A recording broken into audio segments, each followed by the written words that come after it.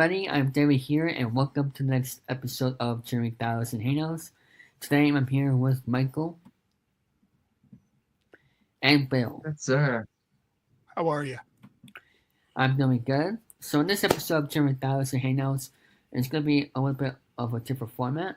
We'll take the time to get people to join in by talking about the playoffs here for sports. And then after that, we have 2 interviews going on this episode, and along with the baseball segment in between, along with the little rant I will be doing after the first interview. So that will be the plan for this episode, and unfortunately, no hangout session for tonight because I'll be busy with other things. But I think you'll enjoy this episode no matter what. So I'll be backstage, and Michael, let's take it away first with the NBA Conference Finals recap here and predictions going into Game 6 tomorrow night. I'll be backstage. Absolutely. Thank you, David. And first off, let me thank Bill for joining me here as our special guest analyst for tonight. I think analyst is a loose term. Special guest co-host for tonight. There you go. Yeah, there you go. Analyst, like it. Analyst means some expertise. Analyst co-host, who knows? Analyst co-host. I mean, it's all good. I think I don't quibble over titles. Anyway. I have no ego, so it doesn't matter. Right. Well, folks, the Eastern Conference Final head into Game 6 tomorrow night on TNT. Inside the NBA lives to see another game as the New York Knicks won last night by a score of 111-94. Tyrese Halliburton, what happened? My God. I mean, it's almost like that. Bill, I don't know about you, but it's almost like that 2016 NBA Finals series all over again when Golden State was up 3-1, and then Cleveland would win the next 3. Well, see, personally, I'm cheering for Indiana. I have nothing against the Knicks. I think the Knicks are a highly skilled lunch bucket club. You know, they go and they rebound. They rely on their long shots. They have a bit of an inside game, but they're relatively inconsistent. And that's at this point in the season, you can't be inconsistent because the other team's going to gobble you up. But last night, Indiana didn't do so well. I didn't watch that much of the game last night because I was watching hockey. But I know that the Knicks. Oh, yeah, you're watching the Western Conference Final, yeah. Yeah, I was watching Dallas Edmonton. But this series, I have to admit, I've been watching the Western series more than the Eastern. The Western is a lot more free-flowing, more shooting. Yeah, it's a quicker pace of game. Whereas the Eastern Conference, at least since I've been a kid, has always been more rebounding, bruising, defense. You don't even know what's going to happen there. No, we don't have a clue. But like, I'm just outside of Toronto, so I have a thing for some of the Indiana Pacers. Like Siakam played for the Raptors. Siakam might be the most least talked about solid player in the NBA.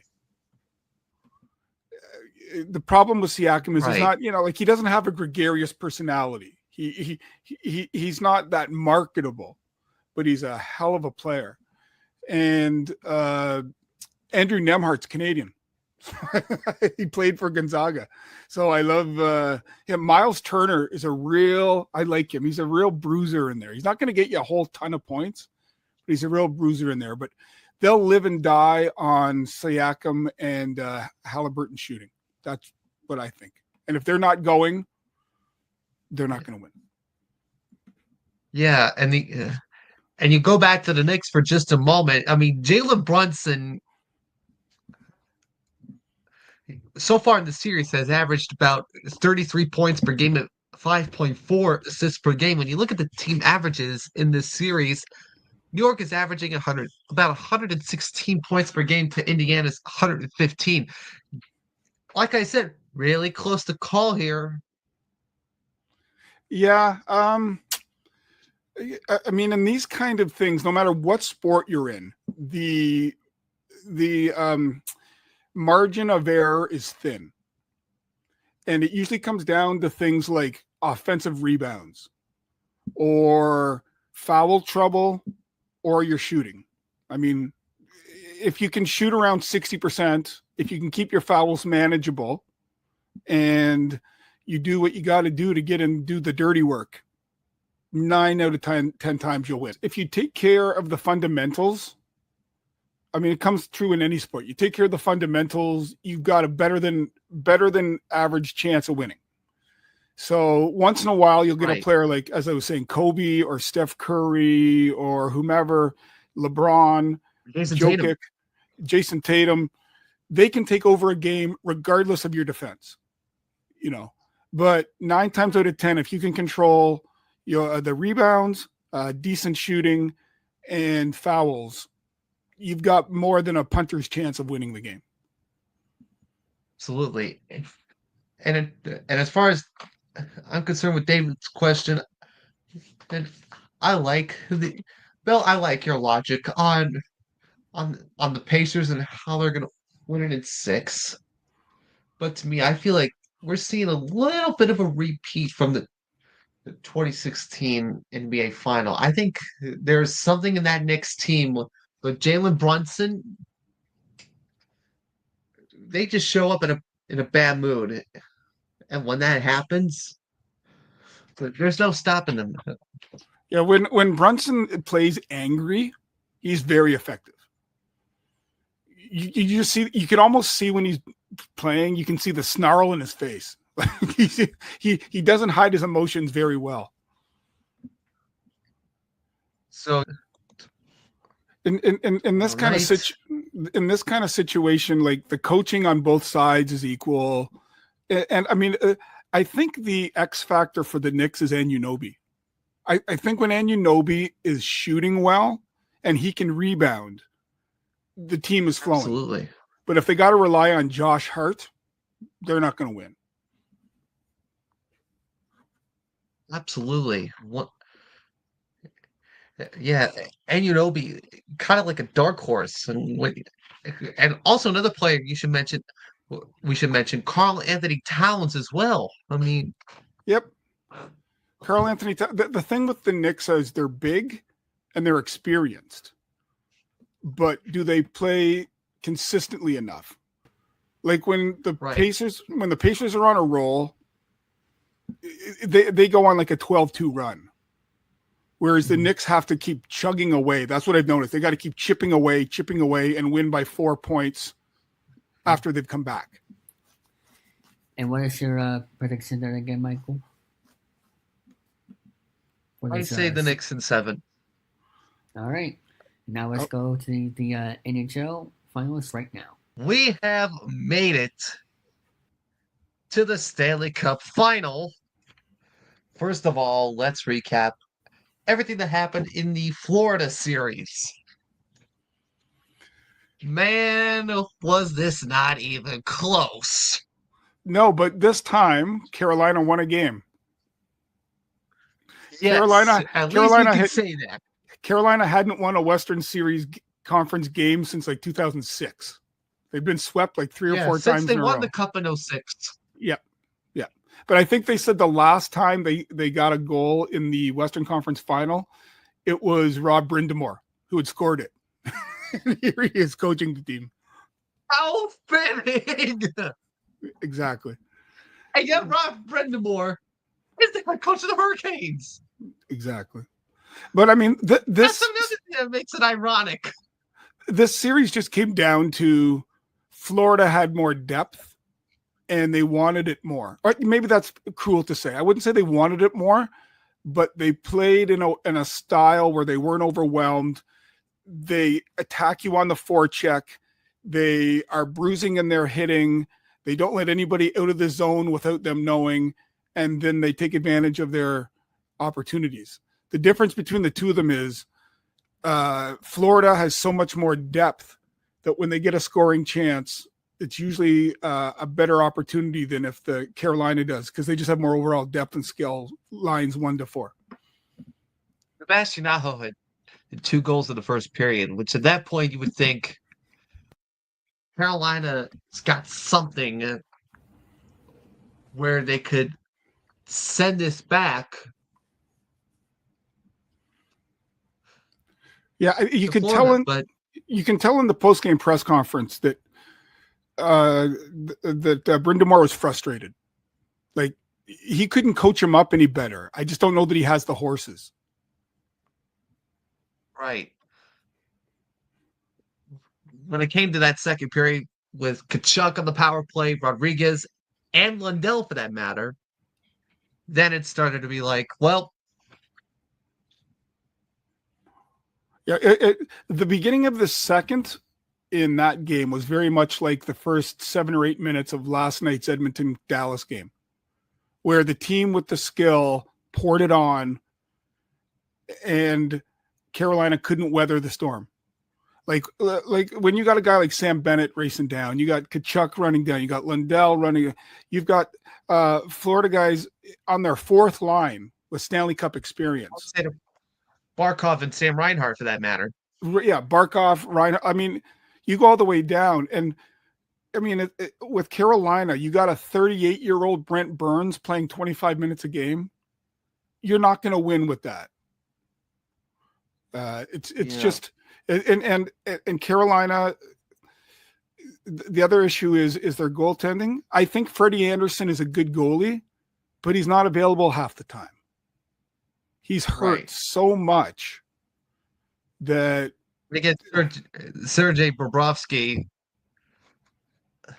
what can you say about him? I think he's and let's not forget about how Marc-Andre Fleury. Marc-Andre Fleury probably could go in the Hall of Fame. I think another goalie considered for the Hall of Fame, Sergei Bobrovsky. Oh, for sure, he's first ballot. There's no. Although sometimes the voters at the Hall are a little stingy with the goalies, so maybe take him a little. But he's a Hall of Famer. Bobrovsky reminds me of, I don't know if you're too young to remember watching the Oilers in their heyday, and their goalie was Grant Fuhr, and Grant Fuhr could care less how many goals he let in, just don't let in the next one, and that's Bobrovsky. Bobrovsky doesn't care if he gives up 6, but don't give up the 7th. And he's probably in there for just for the fun of the game. Oh, he's there to win. he's competitive as anything, but he doesn't get flustered under the pressure. He does his thing. There's very few goalies in the league I would take above him in a 1-game need to win. Yeah. So absolutely. And like in the East, in the Western Conference final, it was Ottinger versus Skinner. And you're sitting there going, Ottinger is arguably the number 1 goalie for USA in the next Olympics. He got out goaltended by Stuart Skinner, who couldn't even make the Canadian Olympic team. He got hammered. Ottinger got hammered in the first period last night. Yeah. I was texting with my buddy. Like, I got a friend of mine where he's a bigger sports head than I am, and I watch 5 to 6 hours a night. And I was sitting there going, like, this is the dream opening for Edmonton. They could not have written it up any easier. You know, if Knobloch wanted to, 3 goals in the first 8 minutes. Whereas with Florida plays a bit of possum with you, because they wait for Carolina to get it out of their system, weather the storm, and then take advantage of the opportunities. The difference is they got Kachuk, who knows how to finish. You're not relying on Kotkaniemi to get your goal, because you know you're not relying. Carolina didn't have enough. I like Brindamore, but one wonders how long they'll keep him, just because he can't get them over the hump. But he can only go with the horses that he's given. Right. So it's funny we mentioned the Edmonton series, because they walloped the Dallas Stars 4-1 And it basically sees we're now going to see a rematch from last year's Stanley Cup final, and who knows what's going to happen there. Yeah. After the game, there was an interview with McDavid, and you could see a look in his eye that, like, last year, he wasn't just happy to get there, but they were feeling their way through the final. This year, they know what it takes. And if McDavid were to win the cup, that kind of puts the stamp on his career. Because, I mean, he's won scoring championships, he's won MVPs, he's been on Four Nations teams, gotten winning goals for his country, but he's never won the cup. And this would be his crowning glory. This is his time. I mean, there's a reason they call him McJesus. You know, game on the line. Draisaitl, my buddy was arguing, Draisaitl of any forward in the Stanley Cup playoffs, he would go with him as his number one forward. Because Draisaitl is just, he's not necessarily going to get you 60 goals a year, but he's going to get you 100 to 110 points a year. And guys like that are, back in the 80s, every team had one. Now, not. I mean, what were there, 4 guys that got 100 points this year?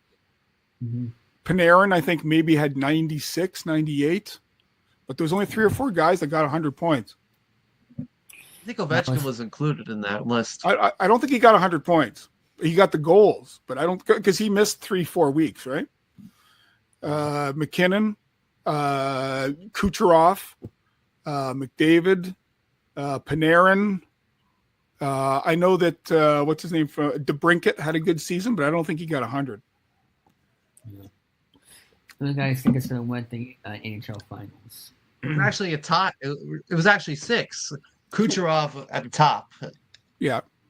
And then you also got Pasternak, Mitch Marner. Oh, Pasternak. That's right. Yeah, on a shit team, he did well. Yeah. And as a Mitch Marner from Toronto.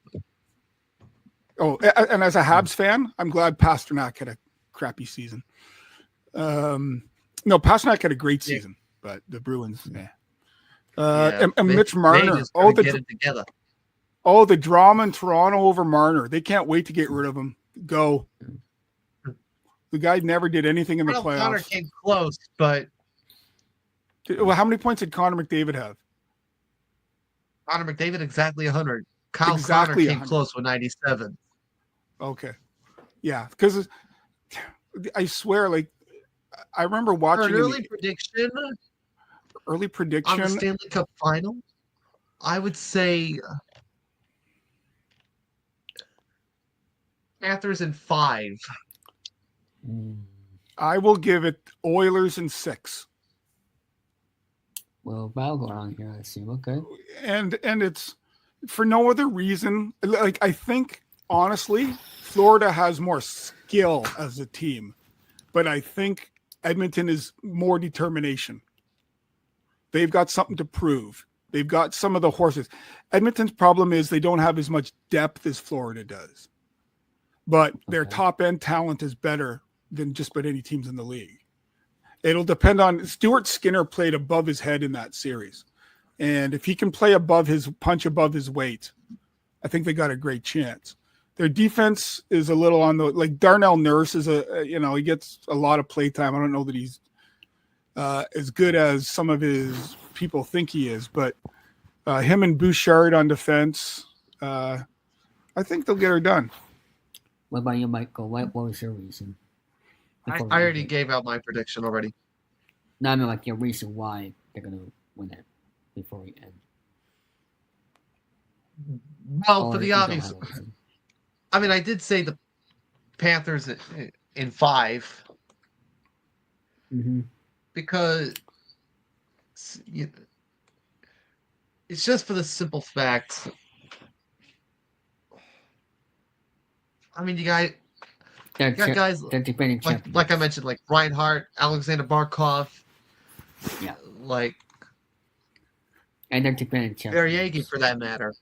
I mean, the guy in Florida that doesn't get talked about a lot, but should, is Ekblad. Aaron Ekblad is fantastic.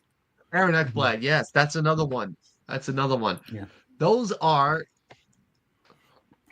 guys that will get you a lot of goals. And Edmonton's got a great team as well. They got guys like McDavid, Draisaitl.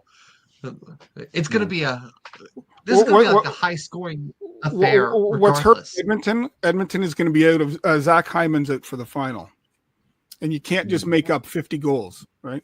Yeah. Right. Well, we'll see They're what without happens. Zach Hyman. Yeah, so I think the only chance Hyman would have to play is if they made a game 7 and he takes more ibuprofen than is allowed. I think that's what. Okay. Well, that'll be it for this segment right here. Thank you guys so much, and we'll be doing the first interview here right now. All right, everybody. In this interview, I'm here with Lisa. How are you doing, Lisa? Hi, I'm doing really well. Thanks for having me. You're welcome. So, in this interview, we talked about her story along with mental health month as well as we did earlier in this episode. On this format for this week, we'll get back to our regular format for next week. So tell us about your story there, Lisa. Well, sure. I mean, how far back do you want me to go? Whatever's easier. Okay. So I would say about, I guess it's been 10 years. 10 years ago, I had a spinal injury. And that in an absolute instant, took away my hearing, my sight, my ability to sit up, to walk, and I even lost my short-term memory. And for 9 months, I'm sorry, what was that? How did that feel? Am I allowed to curse here, David? It's not offensive. It was not good. It was not good at all. I felt clearly very all of a sudden closed off from the world, very shut in, very lonely, very, very lonely. And then to have every specialist, every doctor, everyone telling me that there was nothing really wrong. They couldn't find anything, and that maybe I was having a mental breakdown.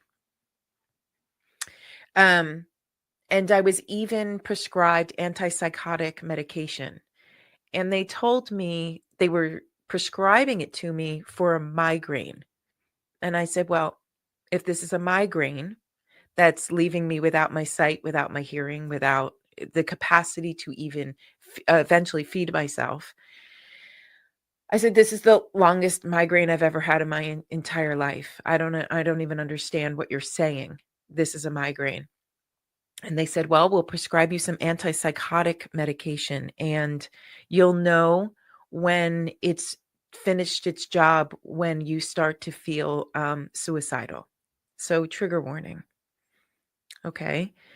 And that, my headache went away. My headache went away. But then I found myself wanting to jump out a window. And that was, right?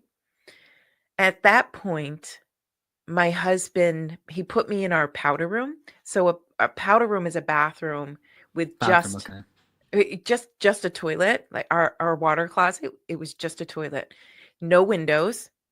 And he locked me in there and sat outside that door until the medication finally wore off. And that pull to literally go out a window left. And then the migraine came back. And again, they couldn't explain anything.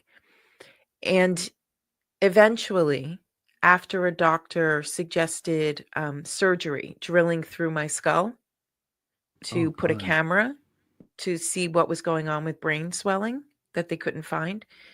And I said, no, thank you. I don't think that makes any sense. I then went to see a chiropractor, thanks to my sister, who said, listen, I know it's strange, but maybe you should just try this chiropractor. So I did. And lo and behold, she found what had gone wrong. It was the very first vertebrae. It had shifted to the right and twisted forward. And when it did that, it compressed my brainstem, the carotid artery, and the vagus nerve. So all of that's everything, right? That's everything in your brain. How you think, how you feel, all of it was explained by this one injury. And she did hands-on manipulation and reset the bone. And it was probably within 10 minutes. I got my Wow. eyesight back. My hearing started to come back. The problem was a hands-on manipulation and readjustment of the spine was a little too violent. It was too aggressive. So my muscles kept snapping back and taking the bone with it. So I would have like a great day, and then I would go to bed, and the act of laying down would shift the bone back out of alignment. So by morning, all of my symptoms came back. Hangover. Hungover. Exactly. Mm-hmm. So I existed like that for 9 months until one day I fell onto our family room floor and I couldn't get back up. Oh God. And I broke down. Talk about mental health. Yeah. I broke down. And I am Mhm. not ashamed to admit. I begged. I'm not a religious person, but I'm a very faithful, spiritual person. Yeah. And I begged God to remove the burden that is me. I never said, please just let me die. I thought that's what I was saying. But the words I was saying were, please take the burden that is me. I am a Mhm. burden to my family. I am a burden to my husband. I am a burden as a mother. Please take Because the burden. if my guess would be is because what you're saying that you felt like you were hurting their days with all the stress going on. Am I right? Oh, absolutely. Mhm. Absolutely. So as a mom, you want to wake up and make breakfast and lunches and take kids to school and be present, go to concerts and sports games and swim meets. You want to do all of those things, and I couldn't do any of it. I couldn't even help with homework. I couldn't Oh, even oh. remember like what day it was, let alone, Oh. what was on the schedule. And for my husband, he was doing everything, plus paying all of the bills. So Mm. Because you I'm in the couldn't do it on your own. US. Yeah, Yeah. same. I'm United States as well. Yeah, where our medical care doesn't cover holistic care. Mm. And so everything was out of pocket. So I felt like a financial burden, a physical burden, a mental burden, an emotional burden. And in that moment of I won't call it weakness. It wasn't weakness. It was a moment of brokenness, Yeah. of feeling so low and so worthless that I couldn't see a way out. But it was in that lowest moment that I finally like wept myself into a state of meditation where I finally heard a voice tell me, you have all the answers you need. Who do you think that voice Everything. was? So for me, that's my higher power. That's my soul talking. Other people might call that God Yeah. or the universe or Mm. Yahweh or A whatever, relative, right? maybe. A relative, yes. For me, it's all the same. Mm.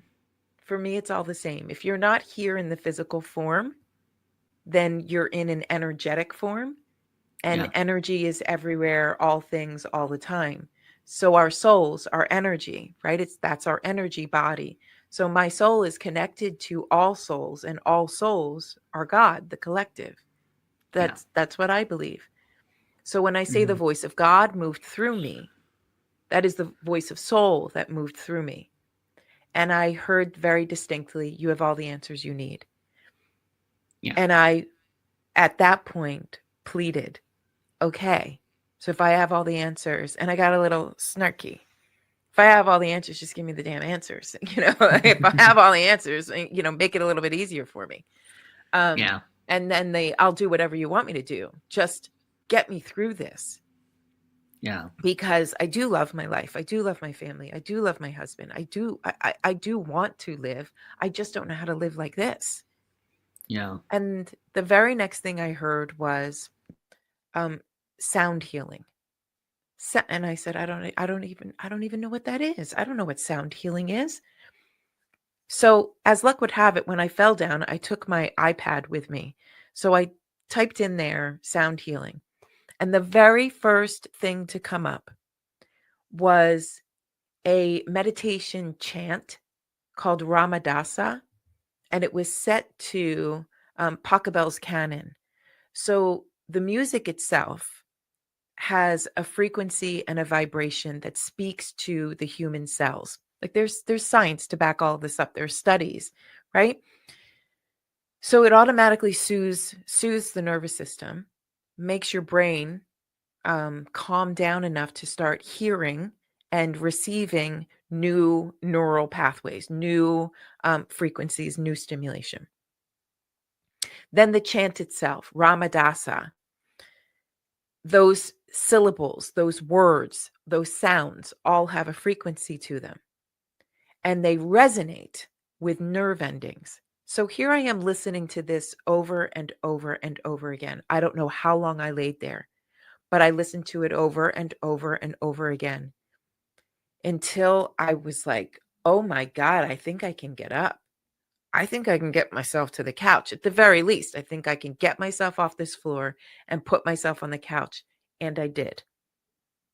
Wow. So then I said, okay, so I guess sound healing is this combination of sounds and music and words. I guess that's what sound healing is. Okay, I'm in. 100%, I'm in. Yeah. And then I said, well, what's next? Now what? And I heard distinctly, go to Facebook. And you would think like minutes, whatever, half an hour, however long I laid there listening to the sound healing. And I had been begging, like just begging for, I'll do anything, right? I'm bartering my entire soul for a little bit of help. So when I hear go to Facebook, my very first human reaction was, what? Facebook? That's the dumbest thing I've ever heard. Oh. But I did it. I was like, no, I made a promise. I made a promise that I would do whatever guidance was given to me. All right. Mhm. So that's Yeah.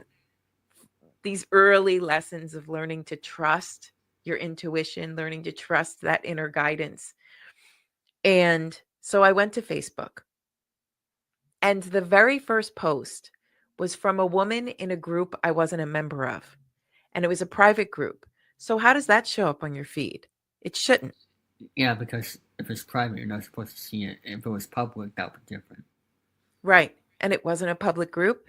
It was a private group. I wasn't a member of that group. But this message was the very first one on my feed. And it said, it is the Easter season. I'm looking to help someone. Do you need help? If you need help, message me. Oh my. And I went, oh, I have to ask for help. And that caused this wave of panic that moved through me so strongly, I started to shake. To this day, I'm fighting back tears right now because it was that powerful. I have to do what? I have to ask for help. And then the words, ask for help, ask for help. And what did that person say when you messaged her? I said, I need help. I need help walking. I meant what did she say to your reply? I meant, what was her reaction? She said to me, of course I can help you. Of course I can. I can come to your house. How about I come to your house on Monday? And I said, okay, all right, I'll see you on Monday. She shows up on Monday.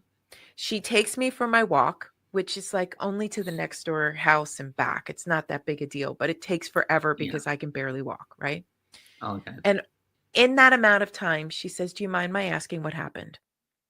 And I said, no, I don't mind. It's an injury to the first vertebrae. It's called the atlas. No one's ever heard of it, but I am working with a chiropractor and I'm like 70% better. So this is huge improvement. And she said, "Oh, I know exactly what you're talking about." And I said, What, how?" Because literally no one other than this chiropractor has ever even heard of this bone in the body. She said, "No, I know exactly what it is. I've had this injury, just not as bad as yours." And I said, Yeah. "Okay." And she said, "And I have a specialist to send you to." And I said, "Wait, what?" And she said, "Yeah, I have this specialist and I'm not going to give you the details because you're not going to remember any of the details. I know how your brain is working right now, so forget it, but I will write it all down for you." Turns out there was an Atlas orthogonist. That's the specialist title. Atlas Okay. orthogonist just 2 towns away from me. And so she writes me the name, she writes me the number. And I called that night thinking it's like 7:30 at night. No one's at a doctor's office. I'll leave a message, and go, "Well, I tried." I called. Somebody answered the phone. And I said, "Oh, I'm sorry. I was expecting to leave a message." And she said, "Yeah, this is the office manager. And I just hung up with someone. And the phone rang, so I just figured I'd answer it." And I said, "Okay, I would love to get in to see the doctor. And I'm aware that there's like a 2 to 3 month wait." And she said, "Actually, I just hung up with someone who canceled their appointment for Wednesday. Can you come on Wednesday?" Yeah. And I said, "Okay, I'll be there." So my husband took off from work, drove me to the doctor. He does all the x-rays, all the things, Yeah. and makes the appointment for the adjustment. Now, wait till you hear this, David. Okay. I make the appointment for the following week to have the adjustment done. He is a chiropractor who specializes in the atlas, who uses a sound wave to adjust the bone back into place so that it's gentle. He uses a sound wave to do this. And he's the only doctor who uses a sound wave. And what did I hear when I was laying on the floor The begging? same thing. The exact same thing. The Wow. exact same thing. He uses a sound wave to guide my bone back into place. And in 30 minutes, I sat up. I walked out of that office unassisted. That was the first Wow. time I had walked in over 9 months And unassisted. when was this? When year was this? When was this? About 10 Yeah. years ago. Oh wow. So it wasn't that It was far apart. yes. Yeah. So it was a long time ago, Yeah. and it was probably the most pivotal, life altering, course changing moment of my life. Yeah, because it all happened with that person on Facebook who got you that Yeah. therapist, and just, I mean, it's crazy how it was all because you were laying down at first. Then you got your Yeah. got your solved problem, your way. So that's pretty awesome. Yeah. And I mean, have you talked to any other people that are related to you like this? Because I don't know how, like a sound fixes your problem like that. So it's I'll explain it real easily. If you've ever shot pool, you use a cue stick, Yeah. right? You Mhm. use a cue stick to hit a ball, which hits a ball Yeah. in a certain direction. And you don't want the 8 to go in. And you don't, Yeah. right? And you don't Yeah. want the 8 to go in first, and you certainly don't want the white ball to go into a pocket either. But Yeah. the machine itself was a metal rod that was just placed up against the bone behind my ear, the temporal bone. Okay. And the machine itself is calibrated for certain angles internal, Yeah. Mhm. so that a rod hits the rod that's up against my temporal bone, Okay. so that the sound wave is then directed in a certain direction I see. at the right angle to slide the bone back into place. Mm. And what's incredible is, I mean, I could look at the before and after x-rays, and Yeah. you could see how much it had changed. It was just absolutely incredible. Also, the person you messaged on Facebook, was she nearby you, or was Yeah. she? Oh wow. She was a That's total stranger. She was a Was total she the stranger, but she lived in my was town. Yeah. was she the one that changed the appointment? No, she Oh okay. wasn't. Oh, I know, okay. wouldn't that I have been got. awesome? But no, she wasn't. Yeah. It was just literally divine timing. Yeah. And and like every single day, like was that the same? Like until it got better, that was the same routine. Like you have a good day at the beginning, but not at the end. Like every single day. It would be, I would wake up, and if I had an appointment with the chiropractor that day, I would go Okay. to the chiropractor. I would get adjusted. I would have an awesome afternoon and evening. Oh okay. And then I would get tired, as one does. I would go to bed, and I would wake up the next morning Yeah. depleted, Okay. unable to, heart racing. There's so much that happens when your vagus nerve and your brainstem get depressed, compressed. Everything goes haywire. Your blood pressure goes haywire. Your heart starts pounding. It's literally a panic attack that runs through the body. Oh okay. That's weird. But the reason why we're doing this for Mental Health Month is because Yes. this is I'll give my answer, and I can have answer this as well for those who are wondering why we're doing this for this month. It's because that is the reason why people should ask for help with certain things, and it comes all over into one circle. And I mean, that's what people should do. And if you think there's someone out there that can change something that you're going through, that'll be the answer to that. And I want Absolutely. your thoughts on why we're doing this, and why that story helps Mental Health Month as concerned. So, for someone who is challenged with their mental health, and when I say challenged, I say that deliberately. You don't have a problem. You're not broken. You're not sick. You are challenged. And with every challenge, you can choose. You can choose. And it comes from a place of empowerment. Challenge accepted means I accept this challenge of mental distress, and I'm going to find whatever works for me, whatever helps me to process, and that's what I'm going to choose to do.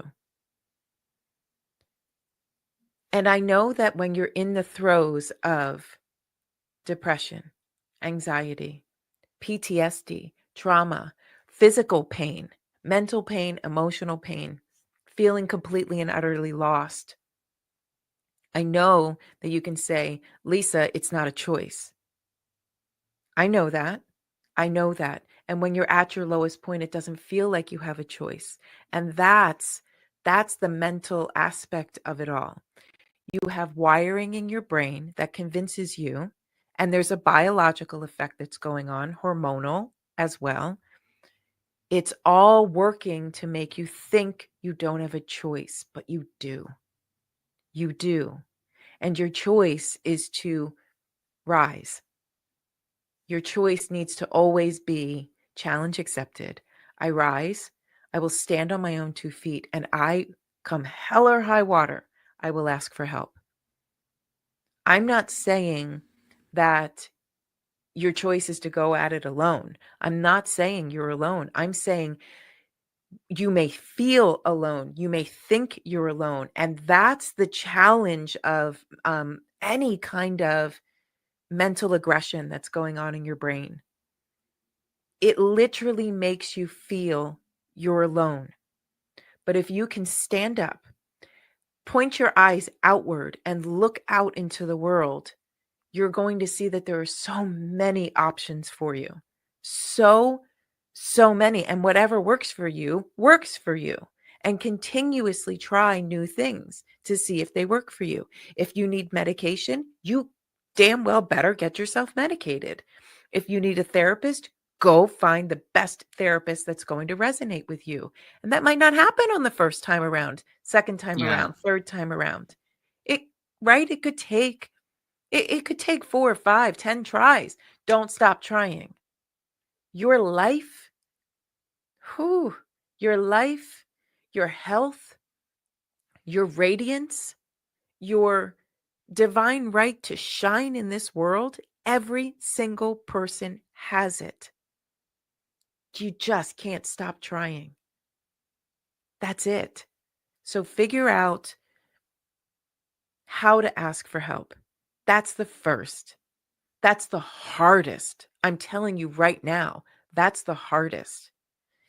But Mhm. once you get over that hurdle and you experience the humility of asking for help, your second hurdle is going to be not settling for what other people tell you is going to work for you, but to stumble, get back up, keep trying, and find what actually works for you. Discover it.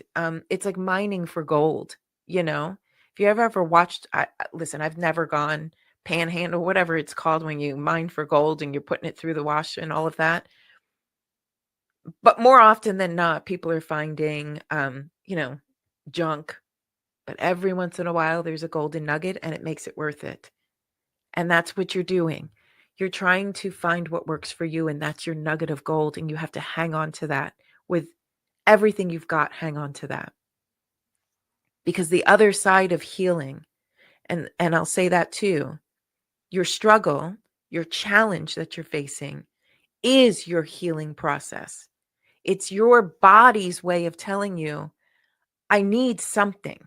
I'm not being cared for in the way that I need to be cared for. And what I need is going to be different from what you need. So I can't fault you for whatever it is that you do. Just, don't hurt anybody else in the process. But that hanging Yeah. on to that and dedicating yourself to your own health, that's why I'm here and why I appreciate you asking Yeah. me to be here. You're welcome. And one more question. What about for those who are going through a rough time and they know it is far away or something like that? What do you mean by far away? Like they want certain goals to be done in their life or whatever, but it's taking a long time and just frustrated about. Like for example, what if they want to get the bills done, but that's far away. That's messing everything up. What if, for example, you don't have that certain friend that is far away and and you can't get in contact with or whatever, or you're going for bad grades and you want to be at peace at school, but that's far away, like you're struggling over different things that can be solved only far away. Okay. So when something feels very far away, it's not to be dealt with right now. If it's off in the Yeah. future, that's not right now. If it's in the past, that's not right now. That's first. If you have a goal, fabulous. Keep your eye on the prize. But what is happening right now? Right Yeah. now. What can you be doing right now? That's the only thing that you want to focus on. When it's a person, when you're looking at a person and you're saying, gosh, I wish that person were closer to me. I wish that we were in a relationship, but we're not, those are very human feelings. And what I'll say to that is each and every one of us is on our own journey. That's true. And while we can walk side by side, you cannot, should not, promise me will never carry another human being on your shoulders. Yeah, that's impossible. right? And what about the bills part? Like if there's someone that's struggling with bills and that's taking forever. So financial, right? So financial goals, again, it's the here and now. What changes can I be making right here, right now? Right? Don't look at the big number. The big number is overwhelming. Sometimes you can look at a number and go, well, that's so obscene that it's almost laughable. So instead, you have to bring it back to the right here, right now. What do I have right here, right now that I can work with? If I have $5, fabulous. What can I do with that $5? Right? I can save $1 of it. I can buy a lottery ticket with another $1 and hope and pray. I can take $1, I can donate it. I can go to help somebody else, because the more you help others, the more help you'll receive. Just be open to receiving it. And I can use what's left to sustain myself, to chip away at what I owe. Also, if a financial obligation feels too overwhelming, don't be afraid to reach out to that financial institution and say, I need a plan. I can afford to pay you 30 cents a week. Something's better than nothing. I need a plan. So there's always a way to be right here, right now, where you are, and be able to creatively come up with solutions for whatever it is that is putting you in a state of dis-ease. Yeah. Agreed. Is there anything else before we end this interview that any hobbies or whatever people don't know about you, of what you like to do for hobbies? What I like to do? Yeah.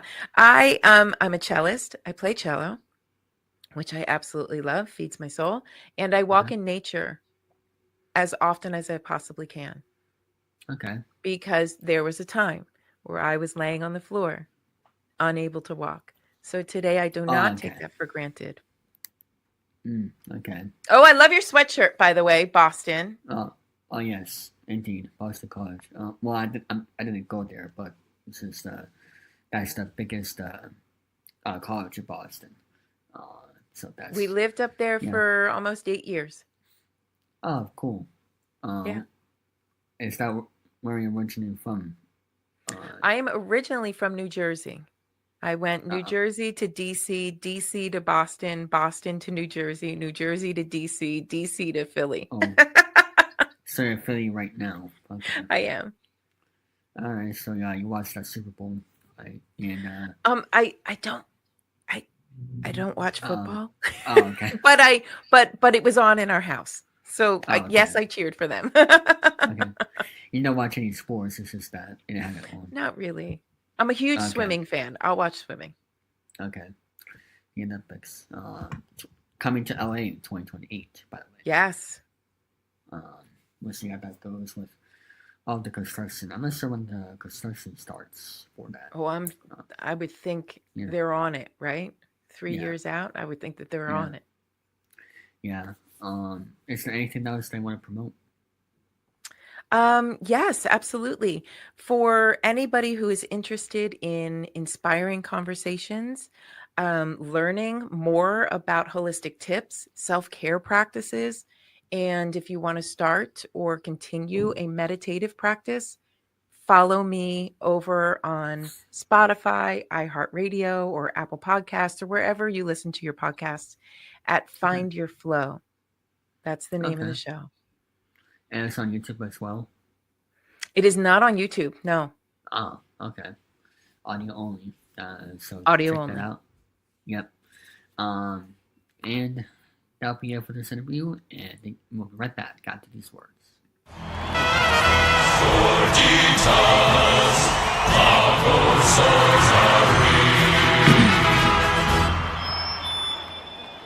Viva Gorditas! Bless you, Taco Bell. Let's go eat one now.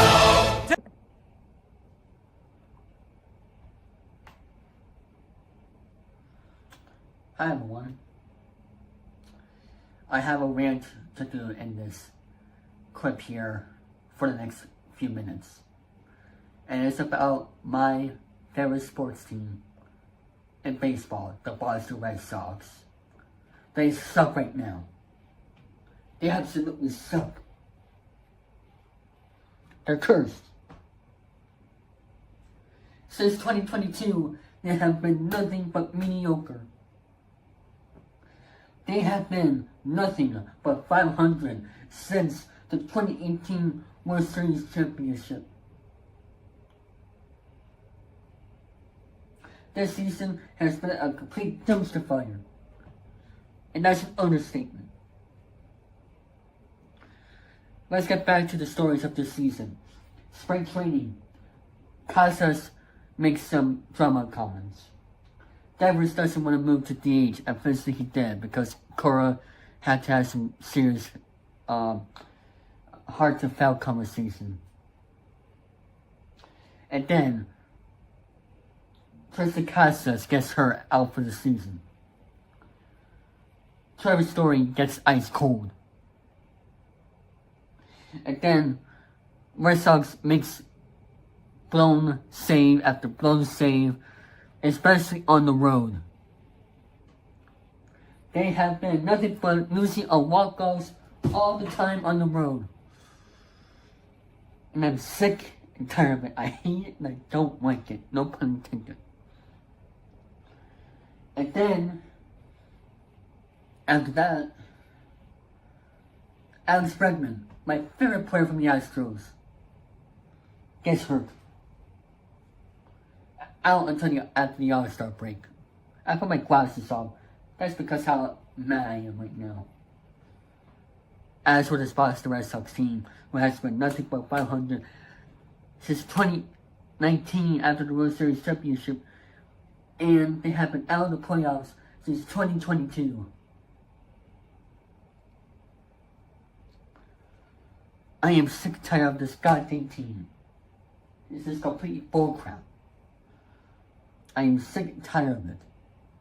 The only way I'm going to enjoy Fenway Park is to check off the national league teams I want to see, and certain promotions, and just enjoy the view of Fenway Park. Because I am not going to put my heart, my sweat, and tears into this team anymore. I had it enough. I don't see them making the playoffs anytime soon this year. The season's over.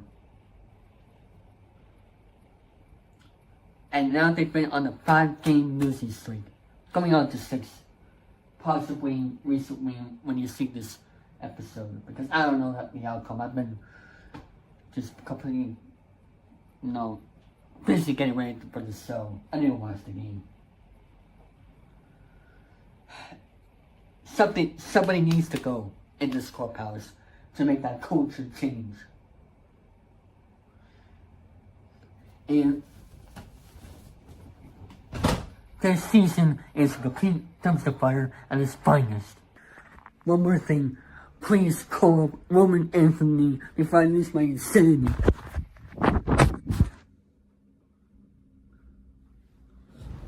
David. Welcome back to the weekly baseball rundown. I am here with the guys again. I'm here with Kurt. I'm here with the birthday boy, Mr. Salisbury. I'm here with Johnny. And I'm here with Brandon. It's been another spectacular week, and yet again, Mike Trout is hurt. So it must be that point in the season where we're a third of the way through, where the injuries are starting to pile up, and so are the wins. So I'm going to start off with Kurt with the Mets report here to start us off, because it seems like the Mets have been doing quite a lot recently. Not a bad week. They took 4 out of 6, 2 out of 3 against the Dodgers, 2 out of 3 against the White Sox. The only real blot was losing yesterday afternoon 9-4 against them, but things happen that way. The pitching is starting to look a little bit better. Again, yesterday's loss was the only pretty bad one. They are waiting for some other players to come around. A couple of weeks ago, I was complaining about Brett Beatty not hitting, but they brought him back from AAA, and suddenly he's become lights out. A couple other guys are starting to hit a little bit better as well. Vientos is picking up a little bit. It's looking like Luis Angel Acuna is still doing okay, even though he's more in a reserve role. And Jeff McNeil's even hitting pretty well he's not playing part-time. He's mostly playing against right-handed pitching now. So right now the Mets are looking at 2 games behind the Phillies. The Phillies split a doubleheader with the Braves today. Braves hit pretty well, but they also look like they may have lost A.J. Smith-Shawver for an extended period of time. He went out of the game, the first game of the doubleheader, with what they thought was a leg injury, but in fact he'd heard a pop in his elbow. That's usually a sign that some sort of major surgery is coming around the corner. We'll have to see how that goes. Coming up over the next week or so, the Mets have a lucky break in the schedule. They're playing the Rockies, are coming in for 3 games. And then they're going on the road. The only team they're going to be playing for a while with an over 500 record. They've got 4 more in Los Angeles against the Dodgers, another weekend series in Colorado against the Rockies. They have 6 at home against the Nationals and the Rays, and they've got 3 against the Braves. And a reminder, the Braves are 26-29. At this point, they're going to have to start picking it up a little bit because they're about 6 games out of the last playoff spot, and they are looking at 6 teams ahead of them. So we'll have to see how the next couple weeks go, but right now I'm pretty optimistic. And double checking, and based off what you were saying, the Rockies are continuing their historically bad start to the season. They are 38 games under 500, so anything could happen, but a nice sweep would do them a bit of justice. Now I'm going to go down to Brandon with his White Sox report. Go ahead, Brandon. So, yeah, over the Memorial Day weekend / start of the week, we did take on Kurt's Mets, and yes, we did take the last game in the series, and now we have a day off today, and then we're playing the Baltimore Orioles, which, crazy enough, is the 2 worst teams in the American League record-wise that are going to be playing against each other. But I know I talked about this player a couple of weeks ago, but I'm going to talk about him again because this is far and away the player that is going to represent the White Sox in the All-Star game. And as it's been since, I believe, 2022, every single team has to have at least one representative represent their team in the All-Star game. So that means the Colorado Rockies, for as bad as they are going to have someone represent the National League in the All-Star game.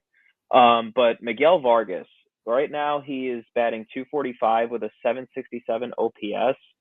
But the main reason for his resurgence that he's had at this point in the season is because he's changed his batting mechanics.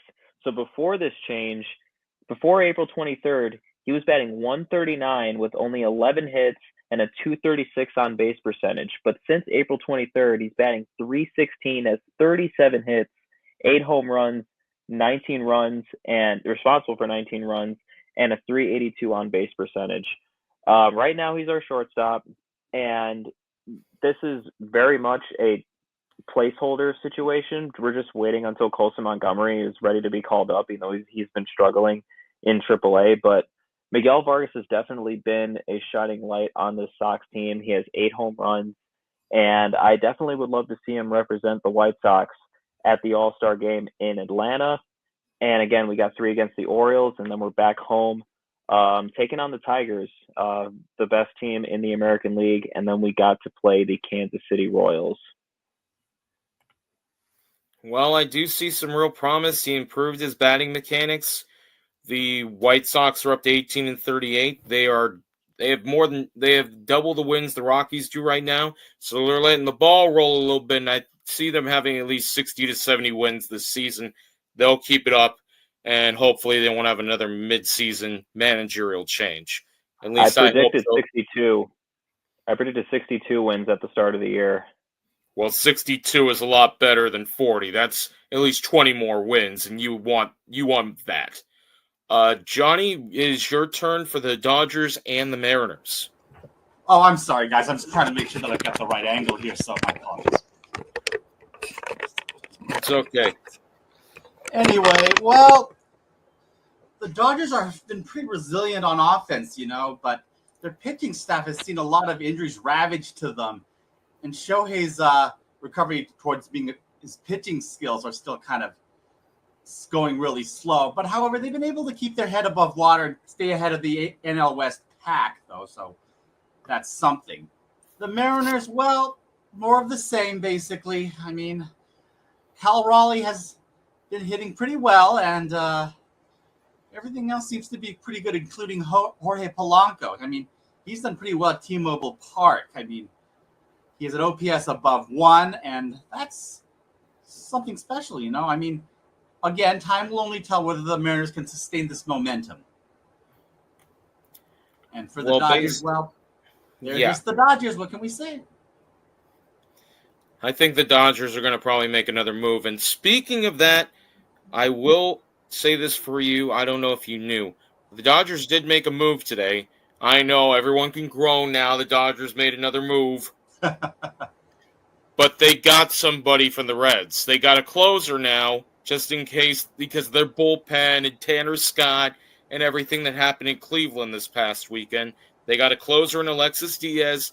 Hopefully this will be the stopper that they need, because it's like when you're washing the dishes and you have to put the stopper in the sink so none of it clogs up your garbage disposal. That's what you need, is a good, strong closer in L.A. like they had when they had Gagne. So I think it's a pretty good insurance policy for them right there. And exactly, you need one of those. Every team needs a decent closer like the Mets and the White Sox currently have. And now for the birthday boy, Josh, you're up for the Cubs report. All right, let's see. Currently, I'll start off with a injury report and a DFA. Right now, our catcher Miguel Amaya is currently on the IL with a strained oblique. The Cubs seem to be getting a lot of oblique injuries this year, and I'm getting the feeling they need to do more conditioning when they're in the weight room and what have you. And we also DFA'd Julian Merriweather in our bullpen because he just has not had it, so they finally designated him for assignment. And I think they've kind of moved toward Daniel Palencia as the closer / guy that can help the bullpen, because he's been lights out the last couple of nights. We just got done with a series with the Reds. We took 2 of 3 from them. The first game I was not happy with, and we actually swept the Rockies. Now I want an opinion from everybody on the panel. Do you guys like when the games are very low scoring and not much goes on, and you're just kind of sitting there waiting for something to happen? Honestly, sure.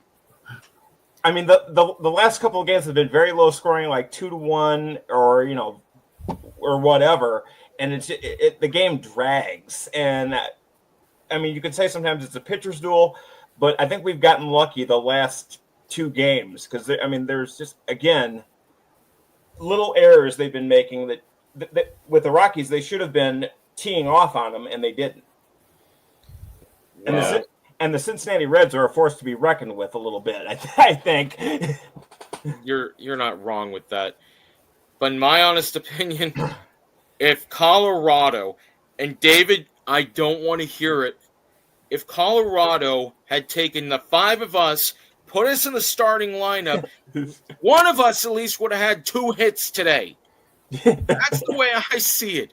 Because imagine being so pitiful, 5 average Joes could come out here, grab a bat, and get a base hit.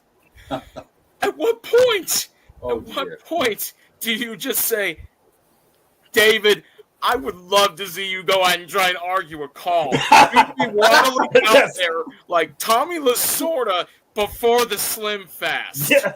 Oh, I remember thee. But yeah, and we start a series with the Reds starting tomorrow. Thank God we have the night off. But hopefully we do better against the Reds than we did in Cincinnati. I mean, we took the series fine, but they are a force to be reckoned with. After watching that first game, I was like, I don't know.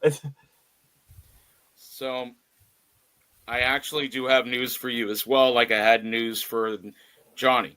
Hit me. So you guys do have a new bullpen arm. This guy was a force to be reckoned with. Left-handed pitcher, flamethrower. No, it's not Aroldis Chapman, but he does throw very hard. It's Genesis Cabrera. The Cubs signed him to a 1-year deal. Very good flamethrower, throws fastball, sliders, sometimes changeup, sometimes curveball, and then they DFA'd Bruce Krischke. Yes, they did. And to close out my report, again, Pete Crow Armstrong is wonderful to watch. he should be the National League MVP for the season, but I'm not on the board, so what do I know? And I mean, Seiya Suzuki's hitting really well.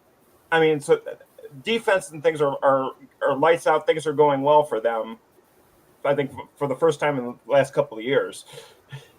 And I have one thing to say, and I don't mean to offend anybody in here when I say this. Brodie Van Wagenen made the stupidest trade by letting PCA go. That Javi Baez trade was horrible, and now it's really affecting both sides. Because Baez he's playing center field in Detroit right now, and all of a sudden he's having this career resurgence.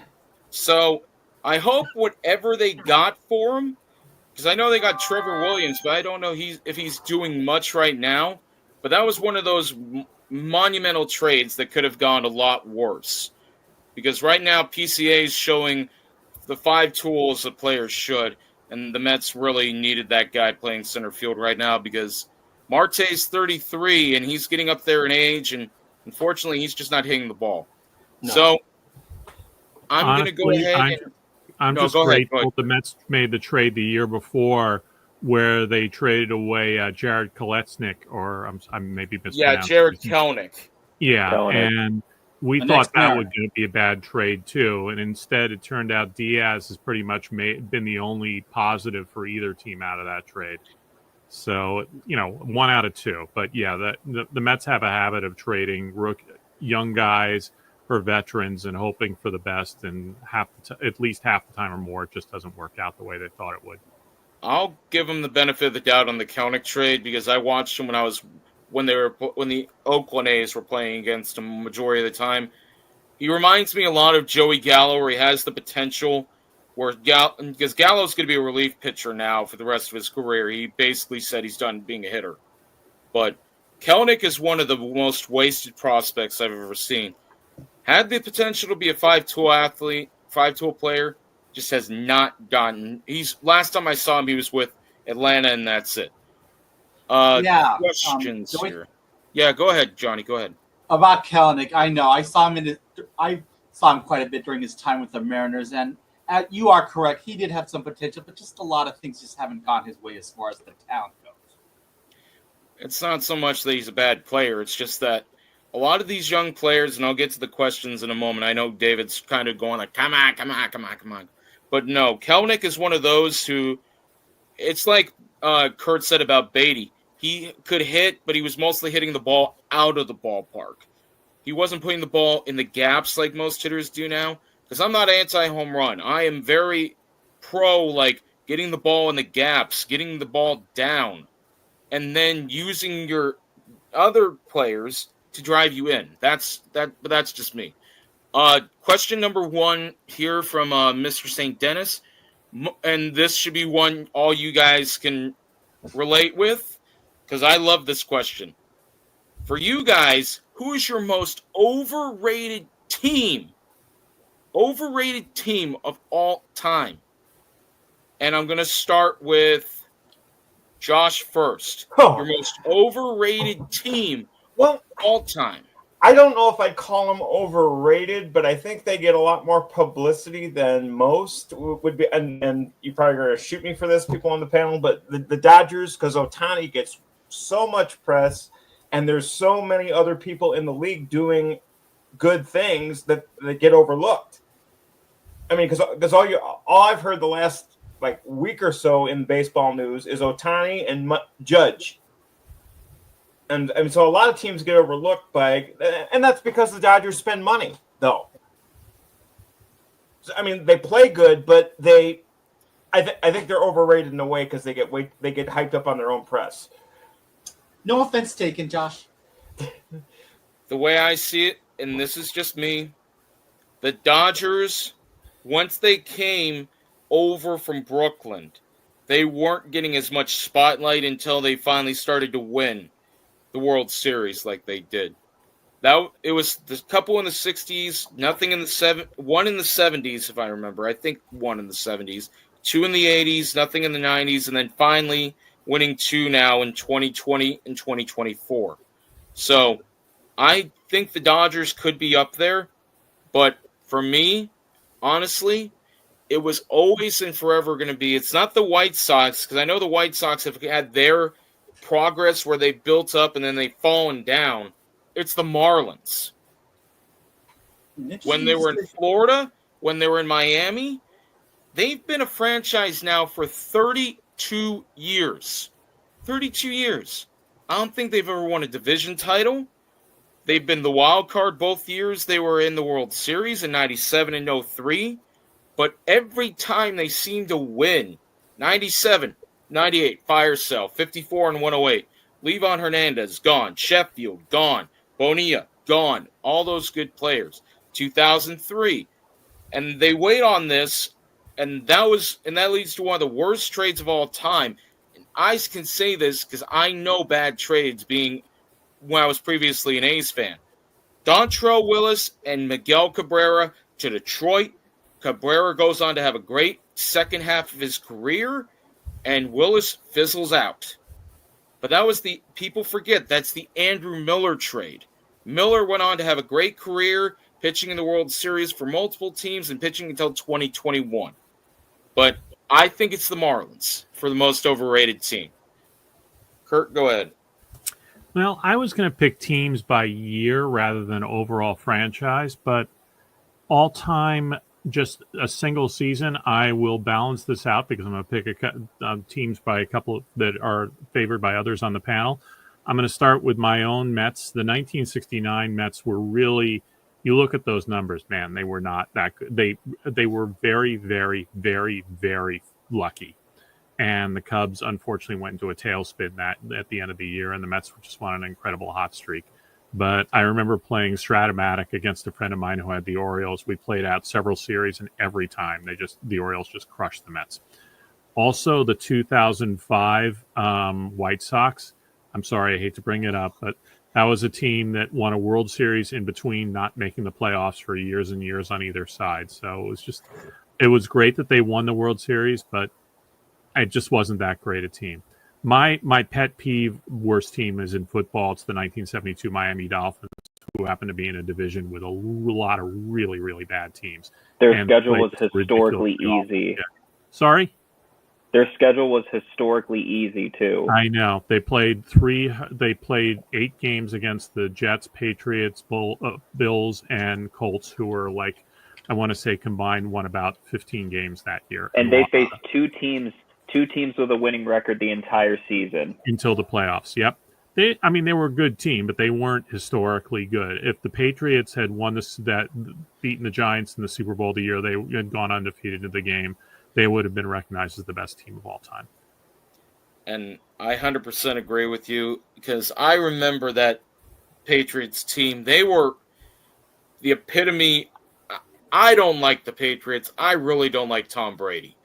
But in that case, that 2007 team should have been 19-0. Really should have been 19-0. They were unstoppable. Their defense was really good. But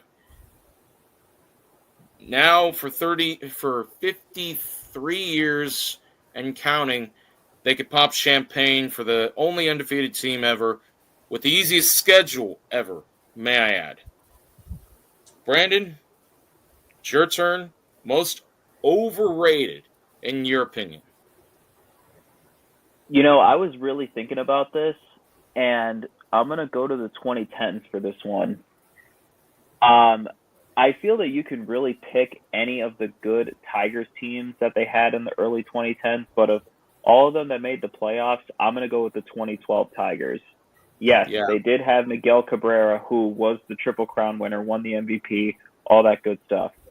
But I knew going into that World Series that the Giants were far and away the better team.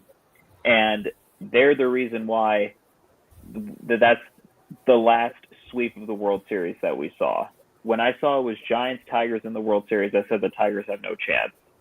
And plus, I really feel that they lucked out against the Yankees in the ALCS that year. I feel the Yankees should have been in the World Series. But I definitely have to go with the 2012 Tigers. The Giants, in every aspect, were better than them, and they were completely overmatched in that series. I cannot say you're wrong in that aspect. I know they had Prince Fielder, Drew Smiley. They had veteran Max Scherzer. They had Justin Verlander. They had Anibal Sanchez. They had this powerful rotation, but after the 3-homer game by Sandoval, I think it was in the first game of the World Series, That it was broke like, them. yeah, it was an absolute, and I'll say this word, crapshoot. You want to talk about demoralizing a team in the World Series? That was it.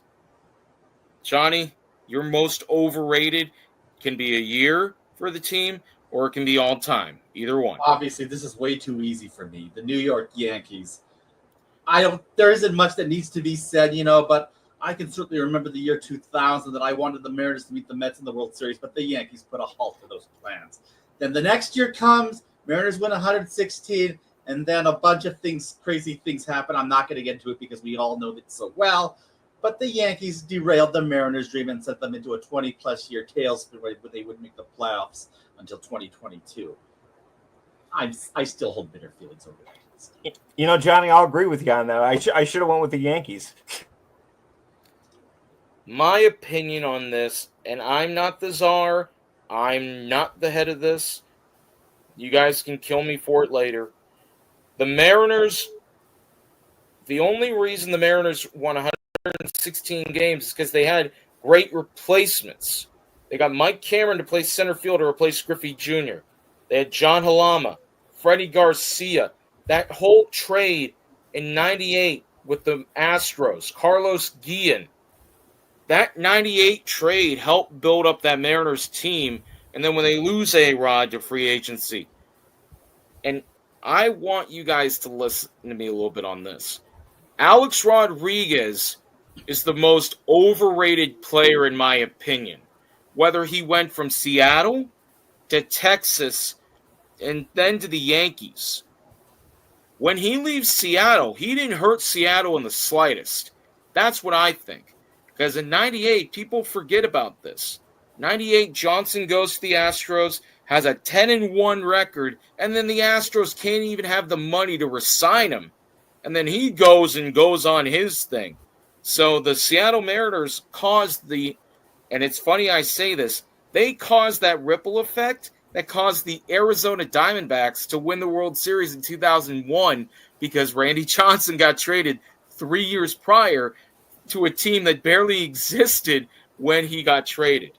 So it wasn't so much that Seattle hurt themselves, it's just that butterfly effect. And that's what makes you love baseball so much is everything has a ripple effect. But the whole thing is, the more I think about Rodriguez, the more I think the Yankees' current manager, another butterfly effect that I think about. Boone never gets hurt playing pickup basketball in 2004 during spring training. They never trade Alfonso Soriano from the Yankees to the Rangers. And then Rodriguez doesn't come there and keep their streak of not going to the World Series until 2009. Because people forget, from 2004 to 2009, he was this great player, but he hurt the Yankees a lot more than he helped them. But that's again just me, because I think of Alex Rodriguez as the most overrated player in my opinion. But again, let me see what else he had here. What baseball fans should do when their teams look like they're... Okay. We got about 5 minutes, and I'll let each one of you have your piece on this. Because I talked to David about this with Boston recently, because Boston's been losing. But when I was an A's fan, and the A's were so bad that when I was watching the Mets beat them so bad that first week of the 23 season, there was a fan... And I'm going to show that, and I'm going to do this because this is what the guy did. He had a foam finger on one hand, and he was flipping them off. He was flipping the players off with the other finger because the A's walked a team record like 23 batters that night. I watched the whole game, and it was a 15-run loss. So, then again, I'm a masochist. I'm used to these painful losses. Like if you're a White Sox fan, if you're a White Sox fan, you'll wait 80, some 88 years for a World Series. Or if you're like Josh, you wait 100 years plus. Or like Kurt, who's witnessed a couple World Series berths. I'm sure he was around for 1986. But the way I see it is this. What should baseball fans do when it looks like your team's out of playoff conversation? Don't worry about it. Because there's so many things that come into this. 1978, and I'll let you guys talk in a moment. I'm sorry. 1978, Boston, New York. Bucky Dent at the end of the season. The Yankees dug themselves out of a hole, beat Boston, and then go on to the World Series in 1978. It's like Yogi Berra says, it's not over till it's over. But, Josh, since the Cubs are in first place, picture this. The Cubs are terrible. They don't have PCA. PCA's out with an injury or something. What happens if the Cubs aren't winning? Well, I've always had the opinion, and the Cubs fans really don't do this. If the fans are unhappy with the team's performance, stop filling the ballpark, stop filling the seats. But the problem is with fans, especially when it's a historic stadium like Fenway Park, Wrigley Field, they go there for the ambiance and the alcohol. Sorry, they do. It's because a Cubs game, even when they were at their lowest, it was like the biggest outdoor party in Major League Baseball. And that's just it. Sometimes it's not about the team. It's about being there. Yes, exactly. So what fans need to do, and I'm sure a lot of people would agree with me on this on the panel, to get a message to your owners, stop filling the seats. Thank you. That was exactly what it was with Oakland. They stopped filling the seats. That's why when you want an owner who's selfish to sell the team, you don't fill the stadium. Sorry, I'm getting a little fired up here because I was a part of that whole situation. Johnny, in this scenario, the Dodgers don't have Shohei. They're just down in the dumps again like they were in that period in the 90s where they were trying to build back up. They had Karros. They had Hollinsworth. They had Hideo Nomo. They had all these guys they're trying to build behind, but they're not winning. Are you still rooting for them? Well, LA's kind of a different market when it comes to this kind of thing. They've kind of had a reputation of come late, leave early, and that too kind of still exists to an extent to this day. I mean, they still support them no matter what. I mean, as I've said, LA fans are built a little differently, however, in this case. So every fan base is different, and I understand that the LA they're a different breed from others. There you go. And I know LA, terrible traffic. Everyone wants to beat the traffic. I'm sure in Seattle, everyone needs their 12 cups of coffee to make sure they're paying attention during the game. And Brandon, I'm going to do you last because I know in your situation, long-suffering fan. So I'm going to leave you for the main event for this one because I know the White Sox, constant killers of a fan's heart. I'm going to go with the Mets fan next because I know experienced the ups and downs, and the Mets have killed quite a few people with the way they are. So, Kurt, go ahead. Oh, absolutely. There was a period, the absolute dark years for the Mets were, for me, between 1977 and 1983. Between the time they traded Tom Seaver, and it took them years and years to get back. And you knew that the ownership was not trying. That's the time when you, as you said, Joey, don't go to the stadium. Don't fill the seats. Don't buy the products they sponsor on television, all that other stuff. I started going to games now. Admittedly, during that time, I was also going to college, so I didn't really have the opportunity to go to a lot of games. But I didn't start going to games again until 1985 when they'd gotten good. Now, I have not gotten the sense for the Mets and a lot of other teams too. Sometimes you have a bad year. Things don't work out. Maybe this is the Orioles' bad year. That's a good example of a team that you expected to do a lot and didn't. And it just may have been, plans didn't work out. That doesn't mean, you're giving up on baseball or you're giving up on the Orioles forever. It means, okay, maybe I'll watch another team for a day. There's lots of other stuff going on in Major League Baseball. There are lots of great plays still going on. The MLB. I don't know if any of you have the MLB at Bat app. It's all the radio broadcasts and one TV broadcast tonight. Tomorrow you got the Nationals, the Diamondbacks on. Neither one's great, but they're getting better. That'd be a fun game to watch. And there's different games on every night, so there's lots of options still. Yes, this is a man who knows what he's talking about, because that's what I loved the most when me and my dad be on the backyard or in the front yard. We'd have this little crappy radio. I know I'm cursing a lot, but this is what it was. It's maybe this big. Think about your average speaker is now. But it was this little tiny radio, little black tiny radio that you get from Radio Shack, maybe $12. And that's what we'd listen to the A's games on. You listen to this little crappy radio, screaming at it while these guys are playing 3,000 miles away, God knows where. You're enjoying the game.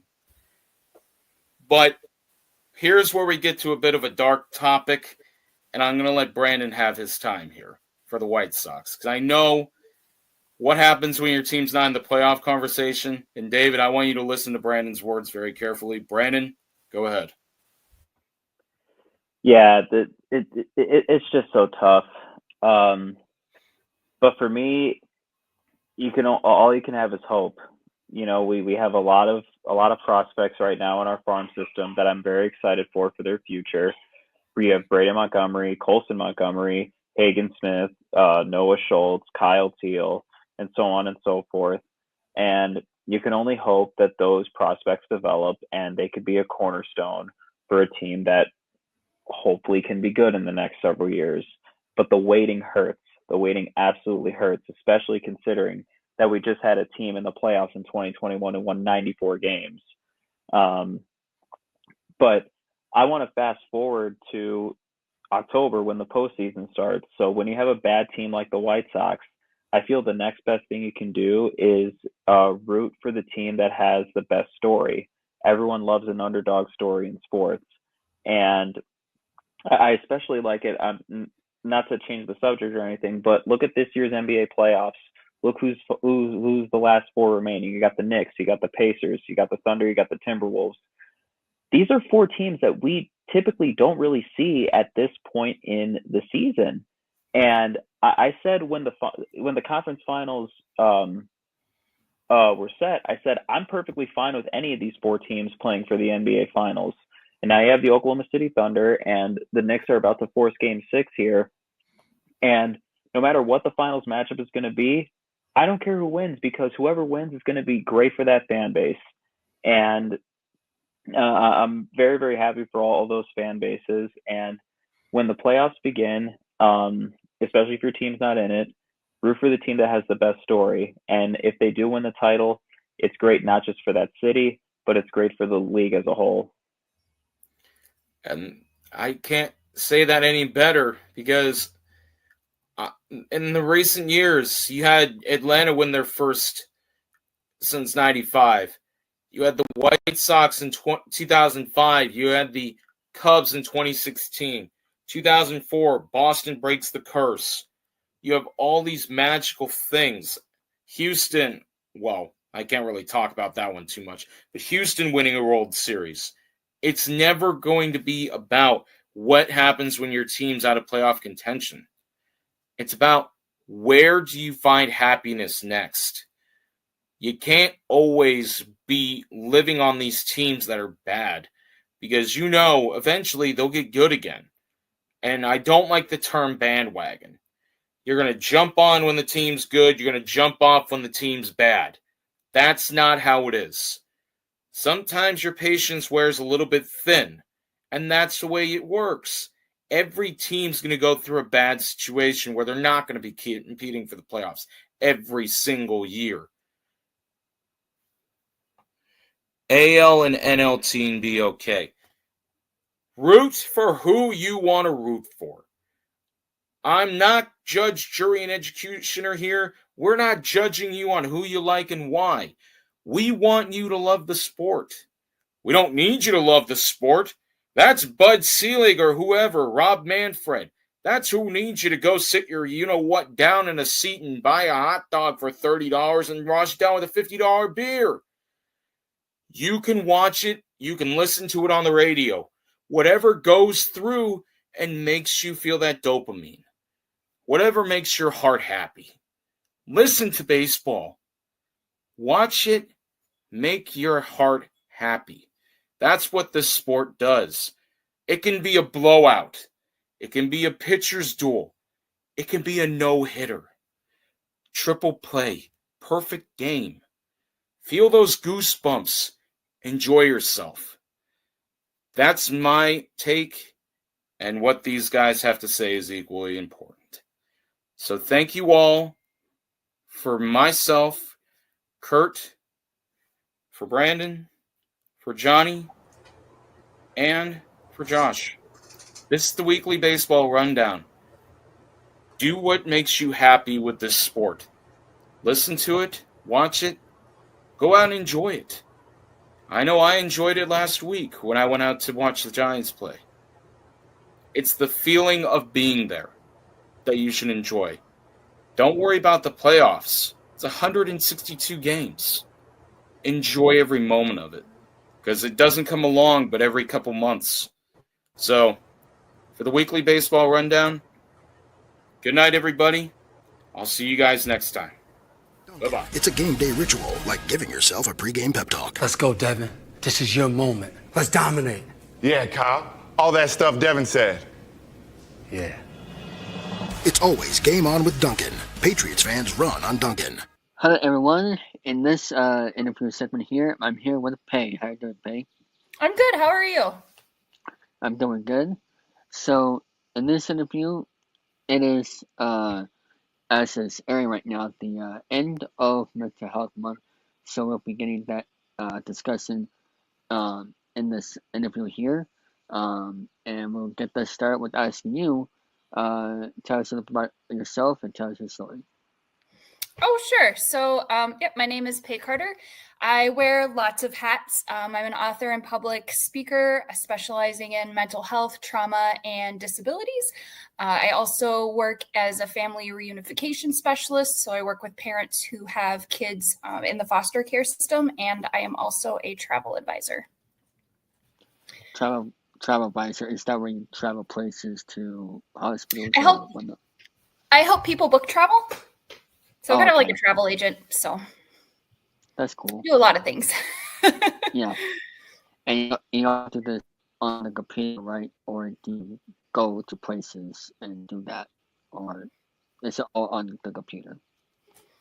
I go places too. So I kind of do all the things. I'm a dual citizenship, and I was, I've been traveling since I was born. So it's just something that I love to do, and thought I would turn like this life experience and hobby to help other people plan travel as well. Any advice for those who want to travel? Since we're on that topic. Go where you're interested in going. There's lots of places, like people ask like, oh, where's your favorite place to have traveled? And I say, well, it depends on what you're asking about. If you're asking about like art and architecture, Italy. If you're asking about history, the UK. If you love like scenery and landscape, New Zealand was really cool. We only live once. And so whether it's traveling to the other side of the state or to the other side of the world, I think just travel is really important to get out there and be open to new experiences and people that are different from us. Yeah, and if you're gonna travel on an airplane, just make sure that you get there like before the sun rises. Yep. Because the security stinks. But so tell us why you got into research of mental health. Sure. So I've had a lifelong struggle with mental health for a variety of reasons. I went into the military right away after graduation and from high school, and was sexually assaulted by another service member. So I, spent a lot of years untreated with post-traumatic stress, which at the time was really just for people that had experienced combat, not for people that had experienced anything else, both in the civilian world and in the military. Like PTSD was really just kind of coming out, and there was research being done. And so for me, it was really hard because I had that invalidation during service, but then also trying to find a therapist who understood the difference between sexual assault in the civilian world and sexual assault in the military. Later on, I was in a very narcissistic and toxic marriage, which caused a lot of additional mental health issues, right? And then not too long ago, maybe 7 years ago, I became physically disabled versus, previously having PTSD, then to add in actual physical disabilities, which cause a lot of mental health struggles. And for a good part of it, I didn't have resources. I didn't have the support that I needed, which, affected my journey. And I had to do a lot of searching on myself and research and just put in that work that I wanted to be able to share my experiences and provide those resources to other people. But also just raise awareness about, mental health and just the broad spectrum of what that looks like. Yeah, and today, as we're recording this, is Memorial Day, so thank you for your service, of course. And what was that like going to the military? Like, why did you want to go to the military? So, like I said, I was raised all over the world, and we relocated to the States. My family wasn't military, but we moved back during, 8th grade. So I spent most of my formative years outside of the U.S. in countries like Malaysia, just very different than the Midwest, as you can imagine.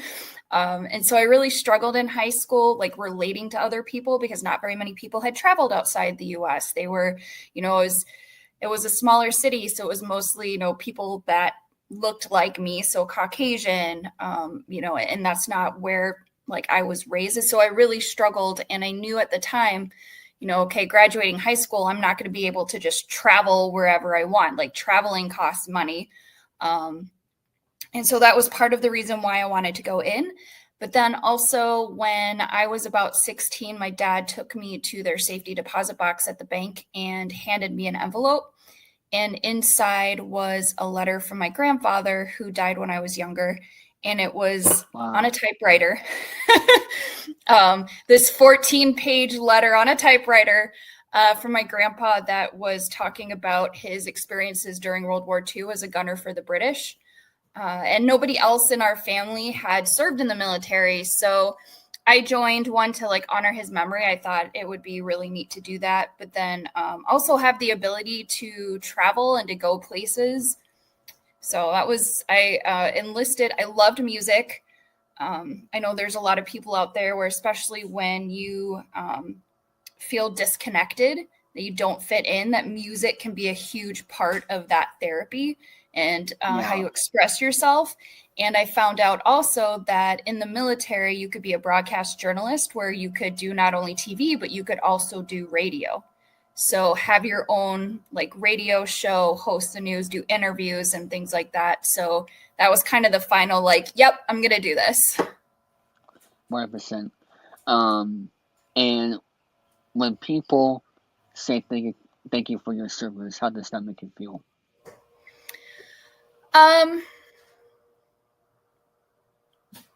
I think like a lot of veterans, it can be a bit uncomfortable. It's usually why people, like kind of mutter like a thank you, because for the people that I know, and, for me, it was just something that we felt we should do.